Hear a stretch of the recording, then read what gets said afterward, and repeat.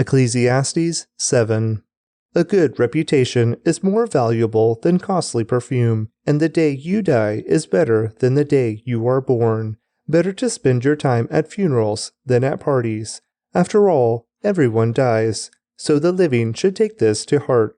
Sorrow is better than laughter, for sadness has a refining influence on us. A wise person thinks a lot about death, while a fool thinks only about having a good time. Better to be criticized by a wise person than to be praised by a fool. A fool's laughter is quickly gone, like thorns crackling in a fire. This also is meaningless.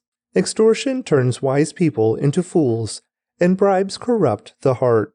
Finishing is better than starting. Patience is better than pride. Control your temper, for anger labels you a fool. Don't long for the good old days. This is not wise.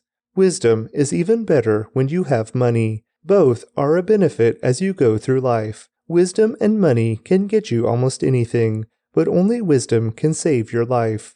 Accept the way God does things, for who can straighten what He has made crooked? Enjoy prosperity while you can, but when the hard times strike, realize that both come from God. Remember that nothing is certain in this life. I have seen everything in this meaningless life, including the death of good young people and the long life of wicked people. So don't be too good or too wise. Why destroy yourself? On the other hand, don't be too wicked either. Don't be a fool. Why die before your time? Pay attention to these instructions, for anyone who fears God will avoid both extremes. One wise person is stronger than 10 leading citizens of a town. Not a single person on earth is always good and never sins. Don't eavesdrop on others. You may hear your servant curse you, for you know how often you yourself have cursed others. I have always tried my best to let wisdom guide my thoughts and actions. I said to myself, I am determined to be wise. But it didn't work. Wisdom is always distant and difficult to find. I searched everywhere, determined to find wisdom, and to understand the reason for things. I was determined to prove to myself that wickedness is stupid and that foolishness is madness. I discovered that a seductive woman is a trap more bitter than death. Her passion is a snare, and her soft hands are chains. Those who are pleasing to God will escape her, but sinners will be caught in her snare. This is my conclusion, says the teacher. I discovered this after looking at the matter from every possible angle. Though I have searched repeatedly, I have not found what I was looking for. Only 1 out of 1,000 men is virtuous, but not 1 woman. But I did find this. God created people to be virtuous, but they have each turned to follow their own downward path. Ecclesiastes 8. How wonderful to be wise, to analyze and interpret things. Wisdom lights up a person's face, softening its harshness. Obey the king, since you vowed to God that you would. Don't try to avoid doing your duty, and don't stand with those who plot evil, for the king can do whatever he wants. His command is backed by great power. No one can resist or question it. Those who obey him will not be punished. Those who are wise will find a time and a way to do what is right, for there is a time and a way for everything, even when a person is in trouble. Indeed, how can people avoid what they don't know is going to happen? None of us can hold back our spirit from departing. None of us has the power to prevent the day of our death. There is no escaping that obligation, that dark battle. And in the face of death, wickedness will certainly not rescue the wicked. I have thought deeply about all that goes on here under the sun, where people have the power to hurt each other. I have seen wicked people buried with honor, yet they were the very ones who frequented the temple and are now praised in the same city where they committed their crimes. This too is meaningless. When a crime is not punished quickly, people feel it is safe to do wrong. But even though a person sins 100 times and still lives a long time, I know that those who fear God will be better off. The wicked will not prosper, for they do not fear God. Their days will never grow long like the evening shadows. And this is not all that is meaningless in our world. In this life, good people are often treated as though they were wicked, and wicked people are often treated as though they were good. This is so meaningless. So I recommend having fun, because there is nothing better for people in this world than to eat, drink, and enjoy life. That way they will experience some happiness along with all the hard work God gives them under the sun. In my search for wisdom and in my observation of people's burdens here on earth, I discovered that there is ceaseless activity, day and night. I realized that no one can discover everything God is doing under the sun. Not even the wisest people discover everything, no matter what they claim. Ecclesiastes 9.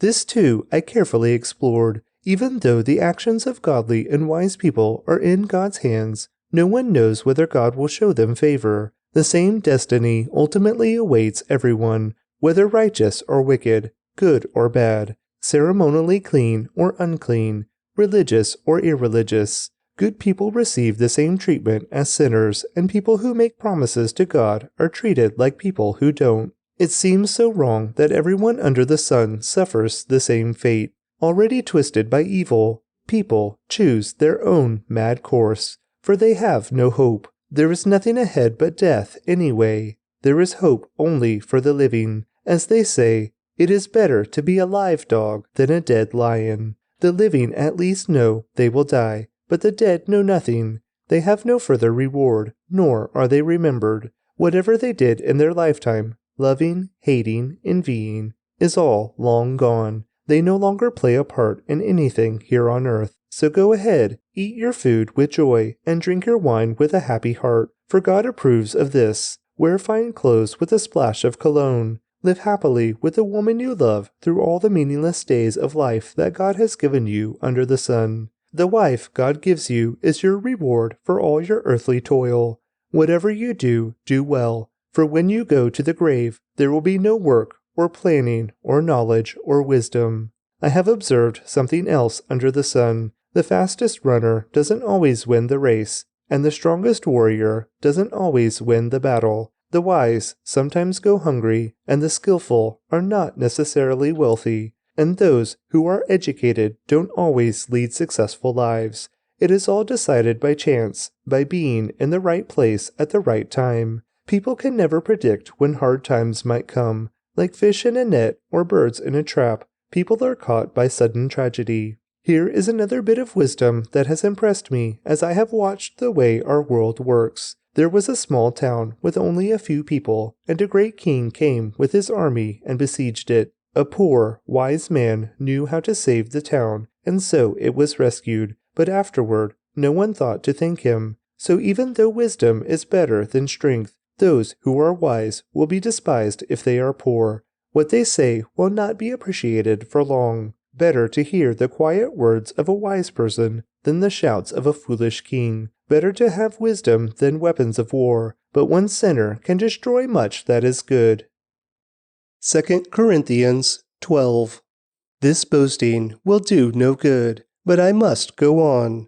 I will reluctantly tell about visions and revelations from the Lord. I was caught up to the third heaven 14 years ago. Whether I was in my body or out of my body, I don't know. Only God knows. Yes, only God knows whether I was in my body or outside my body. But I do know that I was caught up to paradise and heard things so astounding that they cannot be expressed in words, things no human is allowed to tell. That experience is worth boasting about, but I'm not going to do it. I will boast only about my weaknesses.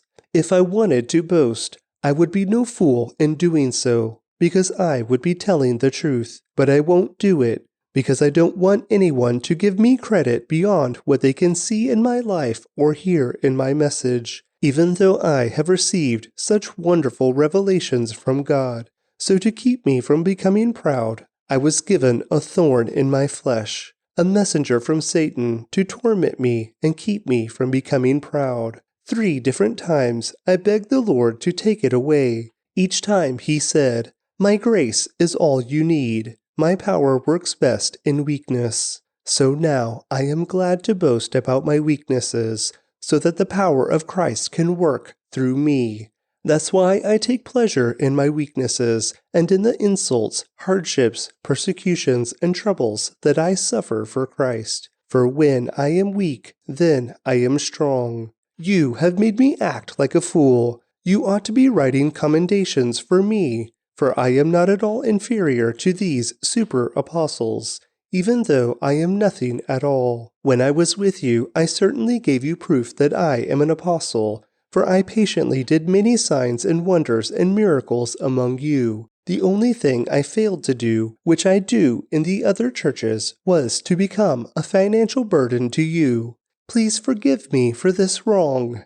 Now I am coming to you for the third time, and I will not be a burden to you. I don't want what you have. I want you. After all, children don't provide for their parents. Rather, parents provide for their children. I will gladly spend myself and all I have for you, even though it seems that the more I love you, the less you love me. Some of you admit I was not a burden to you, but others still think I was sneaky and took advantage of you by trickery. But how? Did any of the men I sent to you take advantage of you? When I urged Titus to visit you and sent our other brother with him, did Titus take advantage of you? No, for we have the same spirit and walk in each other's steps, doing things the same way. Perhaps you think we're saying these things just to defend ourselves. No, we tell you this as Christ's servants, and with God as our witness. Everything we do, dear friends, is to strengthen you. For I am afraid that when I come I won't like what I find, and you won't like my response. I am afraid that I will find quarreling, jealousy, anger, selfishness, slander, gossip, arrogance, and disorderly behavior. Yes, I am afraid that when I come, God will humble me in your presence, and I will be grieved because many of you have not given up your old sins. You have not repented of your impurity, sexual immorality, and eagerness for lustful pleasure. Proverbs 6. My child, if you have put up security for a friend's debt, or agreed to guarantee the debt of a stranger, if you have trapped yourself by your agreement and are caught by what you said, follow my advice and save yourself, for you have placed yourself at your friend's mercy. Now swallow your pride, go and beg to have your name erased. Don't put it off, do it now. Don't rest until you do. Save yourself like a gazelle escaping from a hunter, like a bird fleeing from a net. Take a lesson from the ants, you lazy bones. Learn from their ways and become wise. Though they have no prince or governor or ruler to make them work, they labor hard all summer, gathering food for the winter. But you, lazy bones, how long will you sleep? When will you wake up? A little extra sleep, a little more slumber, a little folding of the hands to rest. Then poverty will pounce on you like a bandit. Scarcity will attack you like an armed robber. What are worthless and wicked people like? They are constant liars, signaling their deceit with a wink of the eye, a nudge of the foot, or the wiggle of fingers. Their perverted hearts plot evil, and they constantly stir up trouble. But they will be destroyed suddenly, broken in an instant beyond all hope of healing. There are 6 things the Lord hates. No, 7 things he detests. Haughty eyes, a lying tongue, hands that kill the innocent, a heart that plots evil, feet that race to do wrong, a false witness who pours out lies, a person who sows discord in a family. My son, obey your father's commands and don't neglect your mother's instruction. Keep their words always in your heart. Tie them around your neck. When you walk, their counsel will lead you. When you sleep, they will protect you. When you wake up, they will advise you. For their command is a lamp, and their instruction a light. Their corrective discipline is the way to life. It will keep you from the immoral woman, from the smooth tongue of a promiscuous woman. Don't lust for her beauty. Don't let her coy glances seduce you, for a prostitute will bring you to poverty. But sleeping with another man's wife will cost you your life. Can a man scoop a flame into his lap and not have his clothes catch on fire? Can he walk on hot coals and not blister his feet? So it is with the man who sleeps with another man's wife. He who embraces her will not go unpunished. Excuses might be found for a thief who steals because he is starving, but if he is caught, he must pay back 7 times what he stole, even if he has to sell everything in his house. But the man who commits adultery is an utter fool, for he destroys himself. He will be wounded and disgraced. His shame will never be erased. For the woman's jealous husband will be furious, and he will show no mercy when he takes revenge. He will accept no compensation, nor be satisfied with a payoff of any size. Psalm 21. For the choir director, a psalm of David. How the king rejoices in your strength, O Lord! He shouts with joy because you give him victory. For you have given him his heart's desire. You have withheld nothing he requested. Interlude. You welcomed him back with success and prosperity. You placed a crown of finest gold on his head. He asked you to preserve his life, and you granted his request. The days of his life stretch on forever. Your victory brings him great honor, and you have clothed him with splendor and majesty. You have endowed him with eternal blessings and given him the joy of your presence. For the king trusts in the Lord. The unfailing love of the Most High will keep him from stumbling. You will capture all your enemies. Your strong right hand will seize all who hate you. You will throw them in a flaming furnace when you appear. The Lord will consume them in his anger. Fire will devour them. You will wipe their children from the face of the earth. They will never have descendants. Although they plot against you, their evil schemes will never succeed, for they will turn and run when they see your arrows aimed at them. Rise up, O Lord, in all your power. With music and singing we celebrate your mighty acts. Psalm 22. For the choir director, a psalm of David, to be sung to the tune, Doe of Dawn. My God, why have you abandoned me? Why are you so far away when I groan for help? Every day I call to you, my God, but you do not answer. Every night I lift up my voice, but I find no relief. Yet you are holy, enthroned on the praises of Israel. Our ancestors trusted in you, and you rescued them. They cried out to you and were saved. They trusted in you and were never disgraced. But I am a worm and not a man. I am scorned and despised by all. Everyone who sees me mocks me. They sneer and shake their heads, saying, Is this the one who relies on the Lord? Then let the Lord save him. If the Lord loves him so much, let the Lord rescue him. Yet you brought me safely from my mother's womb and led me to trust you at my mother's breasts. I was thrust into your arms at my birth. You have been my God from the moment I was born. Do not stray so far from me, for trouble is near, and no one else can help me. My enemies surround me like a herd of bulls. Fierce bulls of Bashan have hemmed me in. Like lions, they open their jaws against me, roaring and tearing into their prey. My life is poured out like water, and all my bones are out of joint. My heart is like wax, melting within me. My strength has dried up, like sun-baked clay. My tongue sticks to the roof of my mouth. You have laid me in the dust and left me for dead. My enemies surround me like a pack of dogs. An evil gang closes in on me. They have pierced my hands and feet. I can count all my bones. My enemies stare at me and gloat. They divide my garments among themselves and throw dice for my clothing. O Lord, do not stay far away. You are my strength. Come quickly to my aid. Save me from the sword. Spare my precious life from these dogs. Snatch me from the lion's jaw and from the horns of these wild oxen. I will proclaim your name to my brothers and sisters. I will praise you among your assembled people. Praise the Lord, all you who fear him. Honor him, all you descendants of Jacob. Show him reverence, all you descendants of Israel. For he has not ignored or belittled the suffering of the needy. He has not turned his back on them, but has listened to their cries for help. I will praise you in the great assembly. I will fulfill my vows in the presence of those who worship you. The poor will eat and be satisfied. All who seek the Lord will praise him. Their hearts will rejoice with everlasting joy. The whole earth will acknowledge the Lord and return to him. All the families of the nations will bow down before him. For royal power belongs to the Lord. He rules all the nations. Let the rich of the earth feast and worship. Bow before him, all who are mortal, all whose lives will end as dust. Our children will also serve him. Future generations will hear about the wonders of the Lord. His righteous acts will be told to those not yet born. They will hear about everything he has done.